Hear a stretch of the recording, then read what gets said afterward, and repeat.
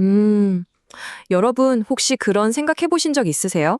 우리가 매일 타는 자동차나 집에서 쓰는 가전제품들 말이에요. 이게 다 어떻게 단단하게, 그리고 무엇보다 안전하게 붙어 있을까 하는 거예요. 그 비밀이 바로 이 보이지 않는 작은 결합, 용접에 있습니다. 오늘은 그 중에서도 진짜 정교하고 또 엄청나게 많이 쓰이는 기술이죠. 바로 이 저항점 용접의 핵심을 한번 제대로 파헤쳐 보겠습니다. 자, 바로 이 장면을 보시죠.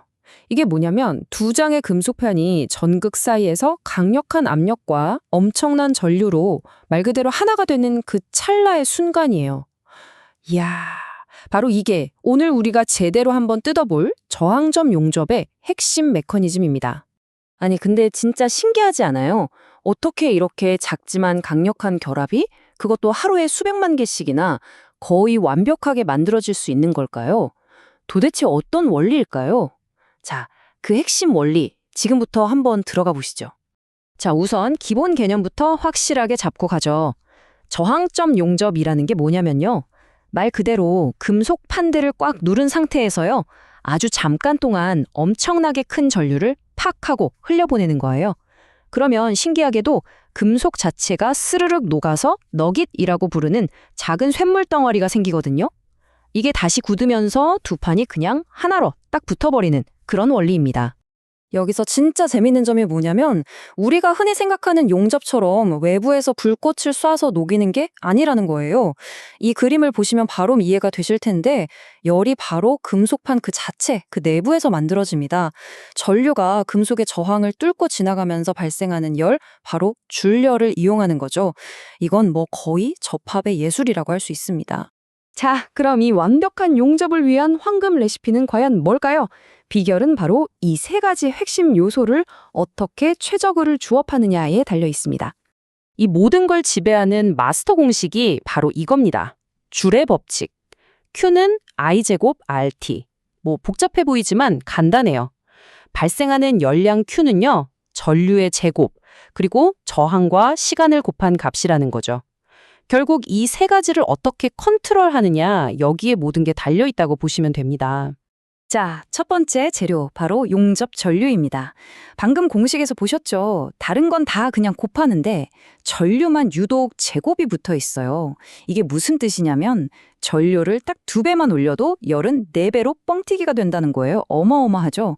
그래서 이 세 가지 요소 중에 너깃의 크기나 강도에 정말 가장 절대적인 영향을 미치는 제일 강력한 재료라고 할 수 있겠습니다.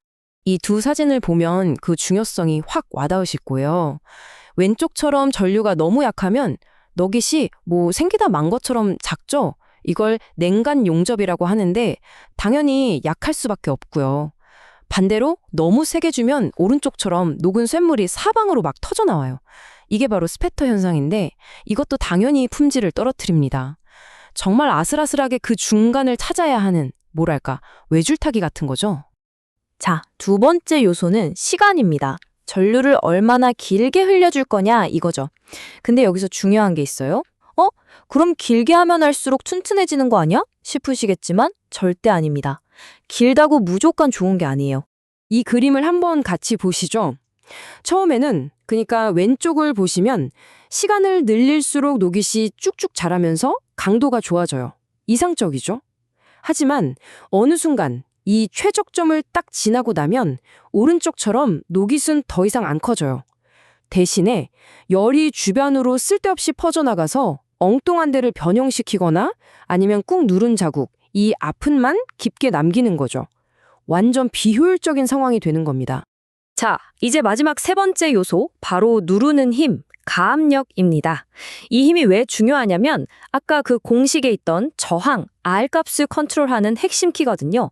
이게 무슨 말이냐면 금속 표면이라는 게 사실 현미경으로 보면 울퉁불퉁하잖아요. 이걸 꽉 눌러주면 그 돌기들이 찌그러지면서 실제로 딱 붙는 면적이 넓어지는 거죠. 그럼 전류가 지나갈 수 있는 길이 많아지니까 저항은 자연스럽게 줄어들게 됩니다. 그래서 이 가압력도 균형이 정말 기가 막혀야 해요. 너무 살살 누르면 어떨까요? 접촉이 제대로 안 되니까 저항이 너무 커져서 표면에서 막 불꽃이 튀고요. 그럼 반대로 너무 꽉 누르면 이번엔 접촉이 너무 잘 돼서 저항이 확 줄어버리니까 열이 충분히 안 나서 녹잇이 작아져요. 결국 핵심은 녹은 쇳물이 밖으로 삐져나오지 않게 딱 가둬둘 수 있는 그 최적의 힘을 찾아내는 겁니다. 자, 이렇게 전류, 시간, 가압력. 이 세 가지만 완벽하게 제어하면 끝나는 걸까요? 안타깝게도 현실은 그렇게 만만하지가 않습니다. 실제 현장에는 꼭 숨겨진 방해꾼이 등장하거든요. 뭐랄까, 이야기 속의 빌런처럼 말이죠. 생각해보세요. 용접을 딱 한 점만 하는 경우는 거의 없잖아요. 현실에서는 수십, 수백 개를 줄줄이 이어서 해야 하는데 바로 이때 전혀 예상치 못한 문제가 터집니다. 이 문제의 이름이 바로 션트 효과, 우리말로는 분류 현상입니다. 이 그림에서 전류가 어떻게 흐르는지 한번 따라가 보세요. 지금 두 번째 점을 용접하려고 전기를 보냈는데 어라? 전류의 일부가 새로 용접할 곳으로 안 가고 이미 만들어진 첫 번째 용접점으로 슬쩍 새어나가고 있죠. 왜냐하면 전기는 언제나 제일 편한 길, 그러니까 저항이 낮은 길로 가려는 성질이 있거든요. 그리고 그 결과는 정말 치명적입니다. 이 두 사진을 비교해보면 차이가 그냥 한눈에 보이죠. 왼쪽이 정상적인 너깃이라면 오른쪽은 옆길로 샌 전류 때문에 말 그대로 전류를 도둑 맞아서 원래 생겨야 할 것보다 훨씬 작고 약한 불량 너깃이 된 거예요. 이건 그냥 품질이 좀 안 좋은 수준이 아니라 자동차의 안전과 직결될 수 있는 정말 심각한 결함입니다. 하지만 우리 엔지니어들이 이런 문제를 가만히 놔둘 리가 없죠. 이 숨겨진 방해꾼, 션트 효과를 물리칠 아주 영리한 방법들을 찾아냈습니다. 자, 그 해결책들을 한번 보시죠. 첫 번째 해결책은 아주 간단하고 직관적이에요. 바로 용접점 사이의 거리를 충분히 띄우는 겁니다. 이 거리를 피취라고 하는데요. 길이 멀고 험하면 가기 싫잖아요. 전류도 똑같아요. 옆길로 새는 경로를 아주 길게 만들어서 저기로 가느니 그냥 원래 가던 길로 가는 게 낫겠다 쉽게 만드는 거죠. 일부러 우회 경로의 저항을 높여버리는 아주 똑똑한 전략입니다. 그럼 도대체 얼마나 간격을 둬야 할까요? 보통 엔지니어들이 현장에서 쓰는 경험 법칙이 있는데요. 바로 용접하는 강판 두께, 이걸 T라고 했을 때 그 두께의 10배에서 15배 이상 거리를 두는 겁니다. 이 간단한 규칙 하나만 지켜도 션트 효과를 크게 줄일 수 있습니다.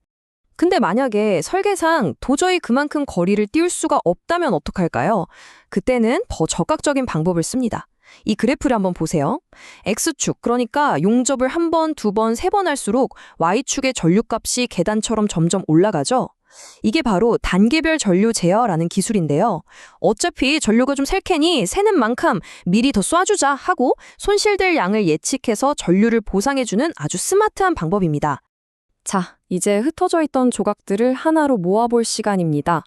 결국 완벽한 용접이란 건요, 그냥 변수 하나를 잘 조절하는 게 아니에요. 모든 요소들이 완벽한 타이밍에 딱딱 맞아떨어져야 하는 마치 한 편의 오케스트라 연주, 교향곡과도 같습니다. 바로 이 제어 매트릭스 그림이 오늘 이야기한 모든 것을 요약해줍니다.